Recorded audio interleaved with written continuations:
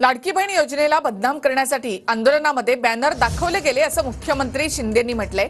बदलापूरमधील आंदोलनावरून मुख्यमंत्री शिंदेंनी पुन्हा एकदा विरोधकांवर निशाणा साधला। निषेध आंदोलनामध्ये राजकारण बघणारे मुख्यमंत्री हे विकृत मानसिकतेचे। शिंदेंच्या आरोपानंतर उद्धव ठाकरेंनी असं टीकास्त्र डागलं। आंदोलन बदलापूरमध्ये झालं, ते आंदोलनाची पार्श्वभूमी पाहिल्यानंतर एखादा आंदोलन होतं सुरुवात आणि स्वतः स्वयंस्फूर्तीने होतं, तिथे लगेच मुख्यमंत्री माझी लाडकी बहीण योजनेचे बॅनर आले। त्यामध्ये ताबडतोब त्या ठिकाणी पोलिसांकडून माहिती घेतल्यानंतर पूर्णपणे या लाडक्या बहिणीच्या योजनेला बदनाम करण्यासाठी रेल रोको केलं।